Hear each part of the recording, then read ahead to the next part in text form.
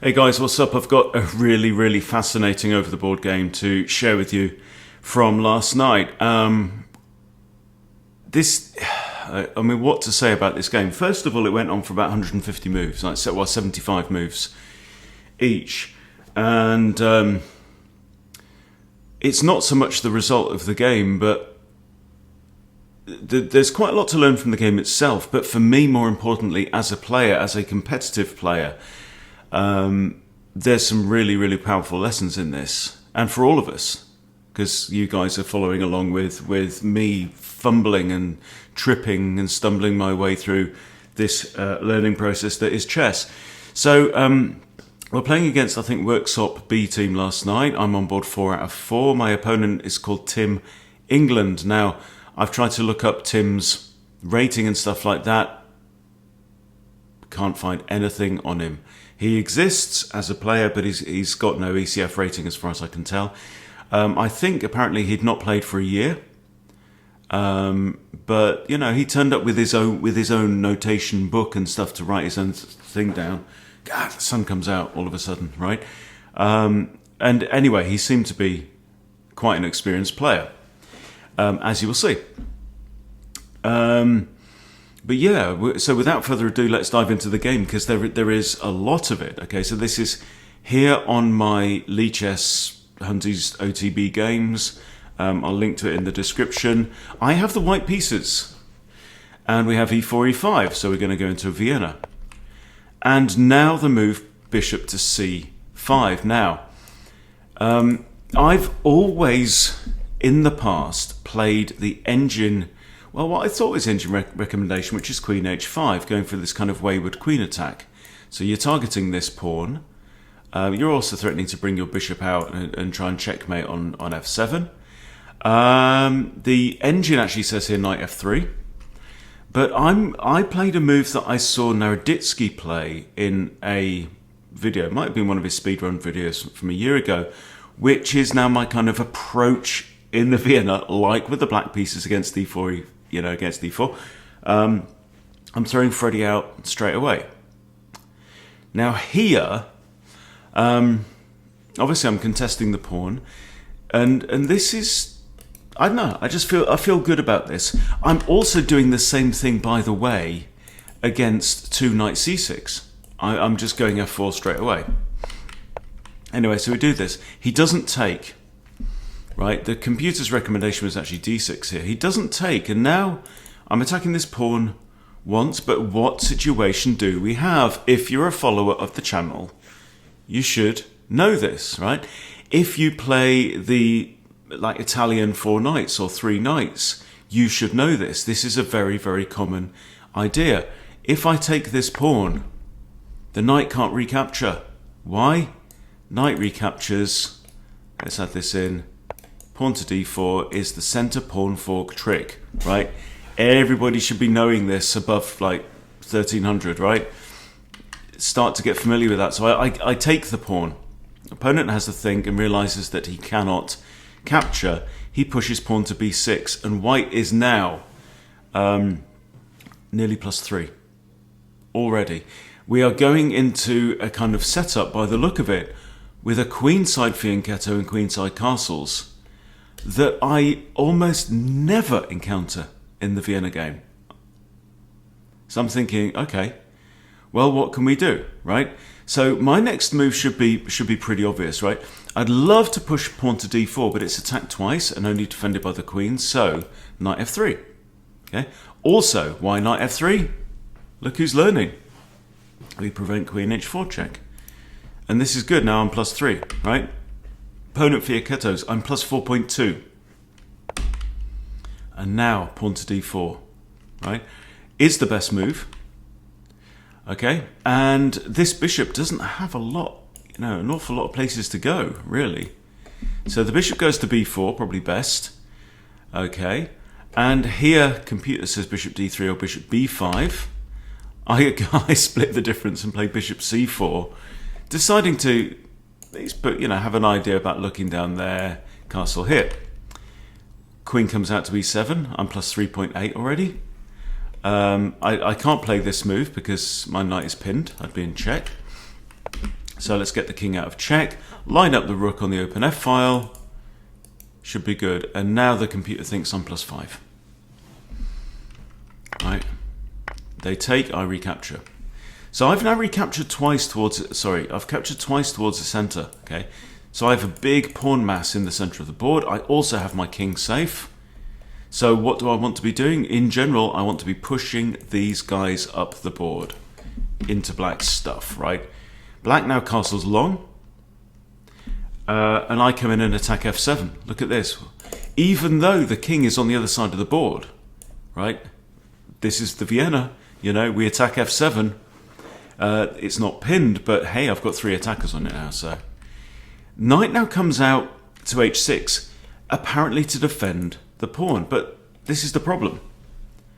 The pawn's attacked 3 times and defended twice, so I can have that pawn, right? I grab the pawn, knight takes, and now I've got a choice: rook takes or bishop takes. Anything else is just bad. I decide to take with the rook, which is the best move, and I'm +5. I'm hitting the queen. I'm also hitting the g7 pawn. This side of the board as well isn't looking too great. You know, I've got ideas of bringing my queen up here and maybe trading off the bishop, force the bishop off the board and try and, you know, throw this pawn up and stuff like that. That's another reason why I decided to capture with the rook rather than the bishop, because I kind of want my bishop on this diagonal anyway, right? So we take with the rook. Queen comes out to h4. And now we have a bit of a think because, well, it's maybe not immediately. Yeah, I come and hit the queen. She comes back there. And now I'm +5, right? And now what I tried to do is I'm trying to figure out if I can trap the queen. Because what do you see about the queen on h6? In line with my DSB. Okay, so I'm thinking rook here.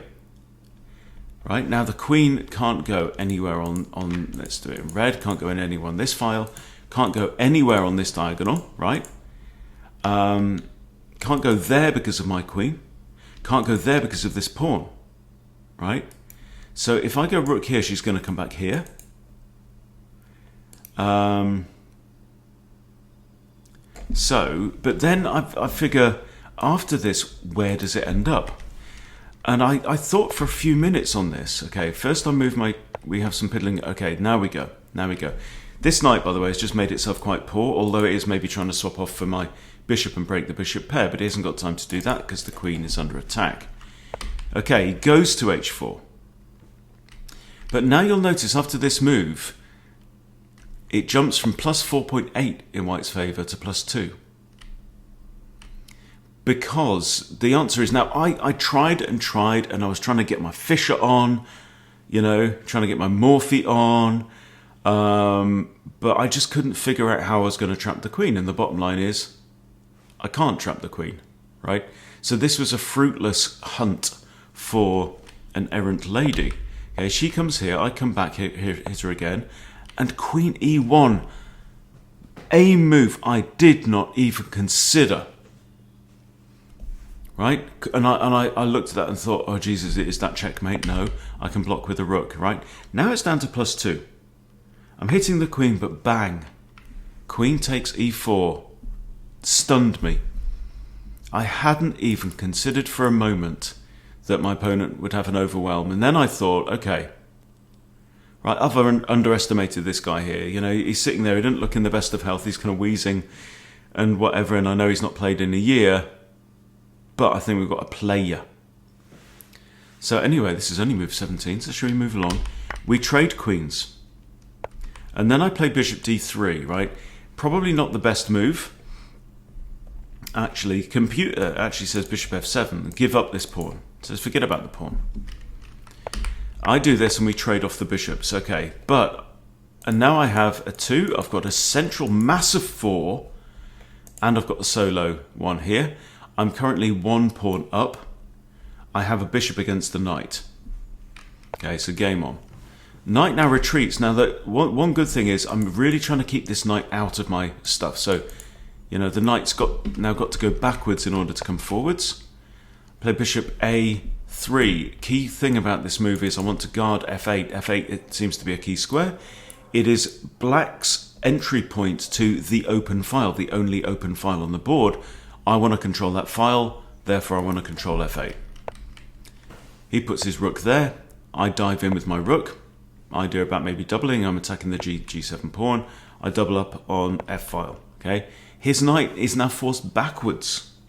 Hits my rook. I just drop back. Good move. I'm still +2. His knight comes out. Not entirely sure. This felt like a bit like a non-move. I kind of don't know what to do. It's almost like I've got my opponent in an arm lock, but I don't know what to do next, kind of thing. Like, how do you win from here? I know I'm doing better. I know that these pawns can just be thrown into my opponent's position to mess things up, right? So this move I'm not sure about. He pushes, I push, knight retreats, I push c4 now.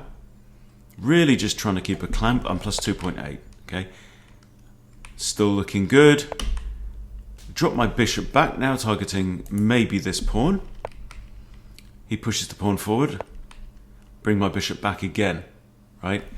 Again, kind of pinning this pawn here.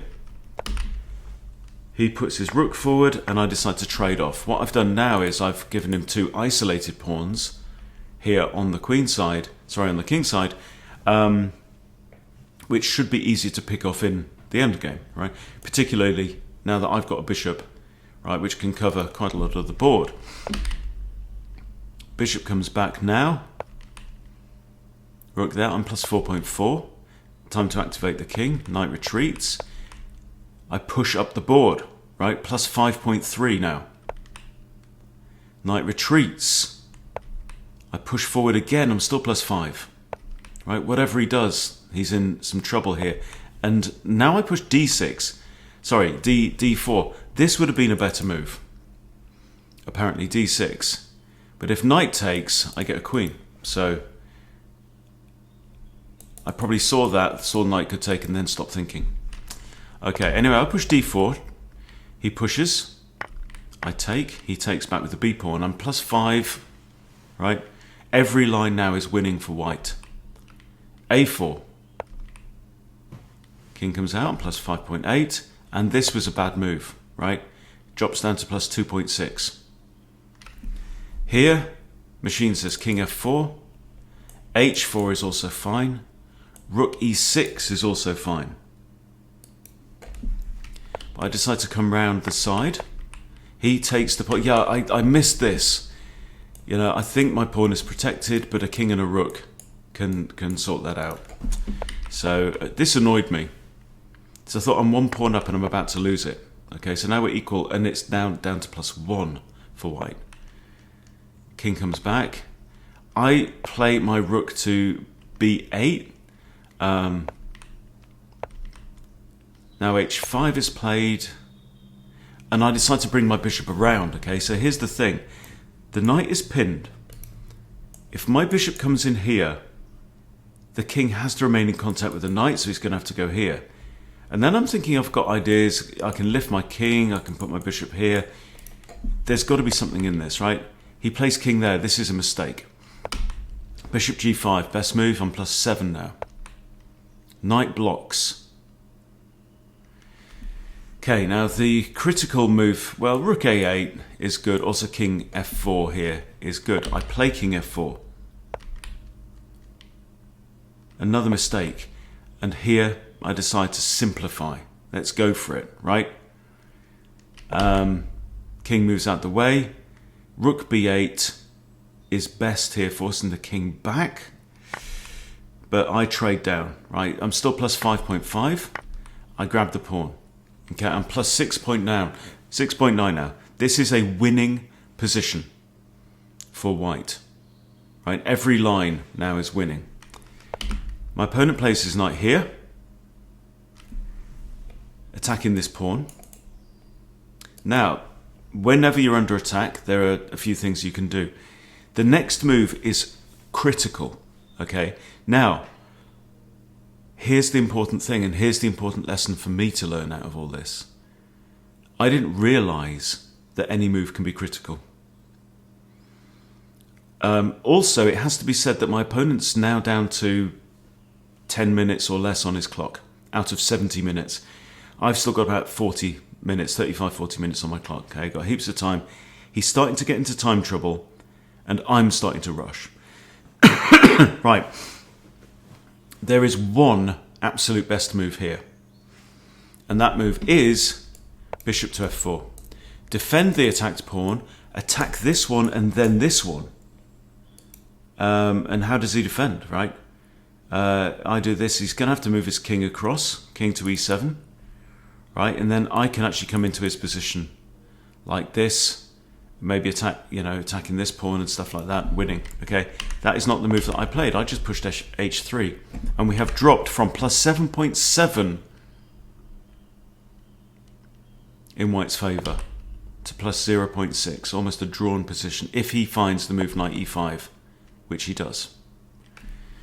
Okay, he can't come here and attack this pawn because the bishop guards that square, but this one, and how do I save the pawn, right? I have lost my, well no, I've still got actually 1 pawn advantage here, but it's about to go. I play, he trades, okay, now he captures on c4. And we're going to come back to this, so I'll briefly show you how the rest goes, okay? Because now we are playing quick. And at one point, in about another 20 moves, I actually just put my sheet down and stopped writing because I'm just trying to play my moves as quickly as possible to try and flag him, okay? He comes after my pawn. And there is, I think, maybe one mistake here by black. I don't want to give up my bishop.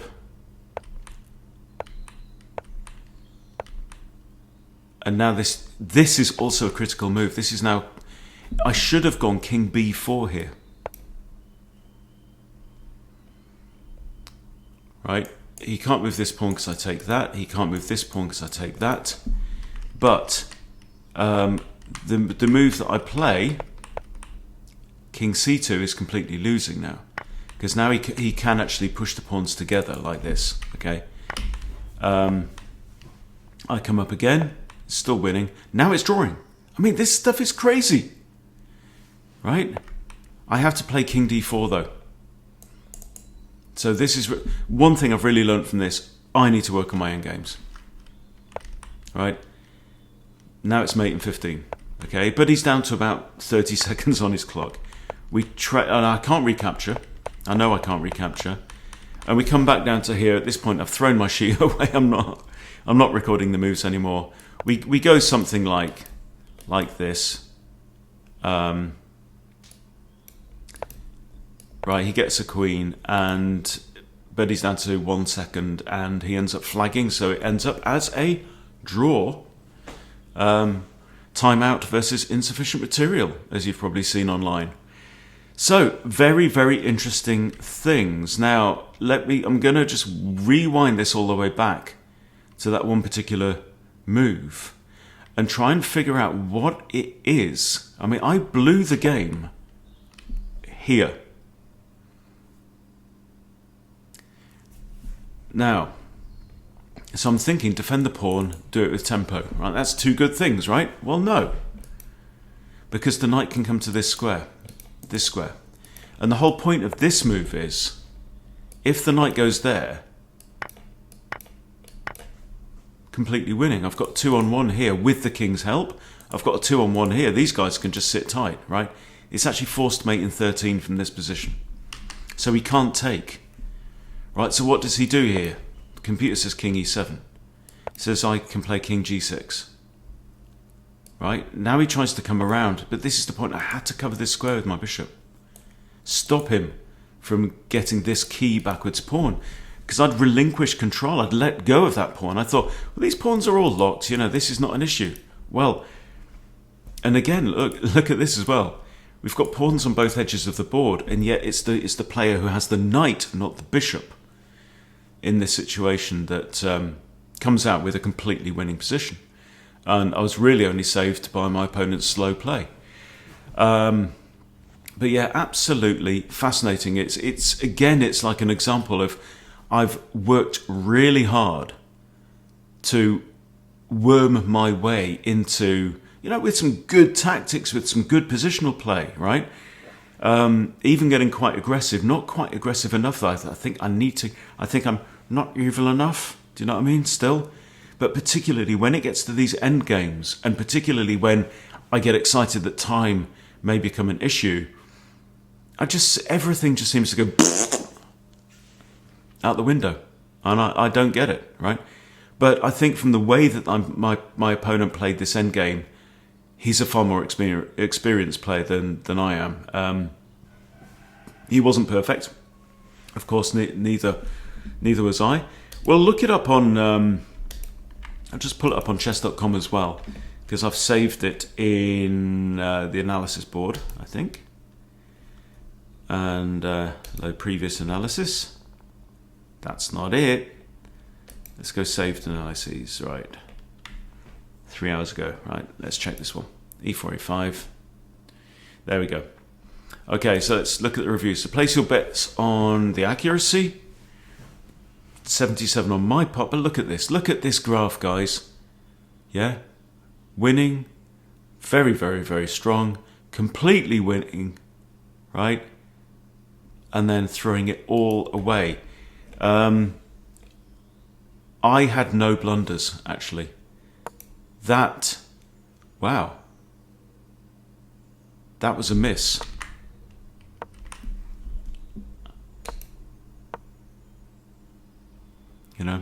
No blunders apparently in that game from either of us. Okay, 150 moves were played, nobody blundered. That is pretty cool. Lots of best moves. This is all good. Guess the elo. He comes out ahead at 1750. I got 1650, which is when I'm playing well, I'm playing at 1650 level, so I'll take that. But yeah, some serious lessons to learn from that, and I think not least of them is this H3 classes as a mistake, right? But not least of them, any move in the game, particularly in the end game, can be absolutely critical. When you've got 35 minutes on your clock at this point in a game, for God's sake, use it.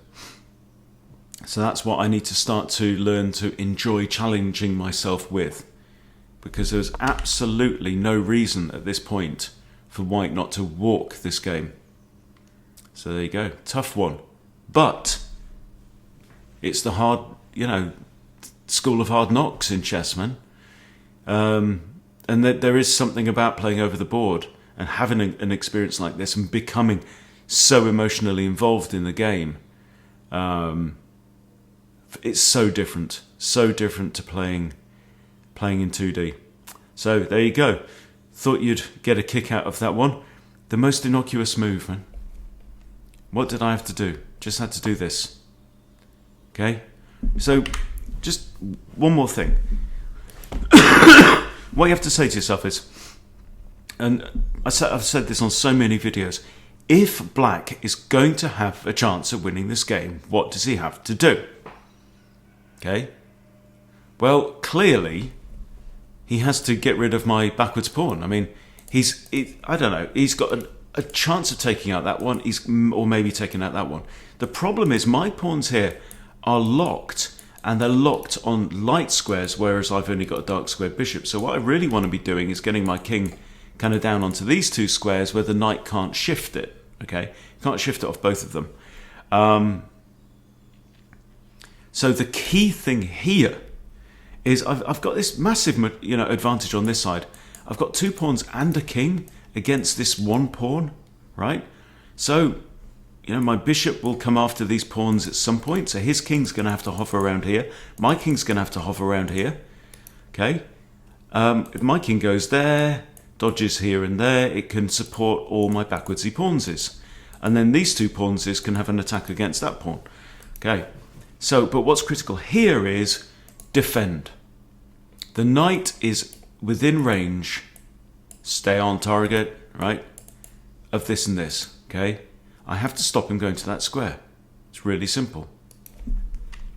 Oh no, well actually this square, and this one we don't worry about. But this is the square, right? I have to stop him from getting to that pawn. Now, from here, the bishop's stopping him going there, right? But from here, the bishop's stopping him going either way to attack this pawn. Simple geometry on the board. I missed it. I didn't realise that a critical move could be played this late in the game. I'm playing it like I'm playing Blitz, and it's not. It's a different game. But there you go. Lesson learned, hopefully. But I also need to learn to get my evil on and to really twist the dagger when it's halfway in. So there you go. Thanks for watching, everybody. See you soon.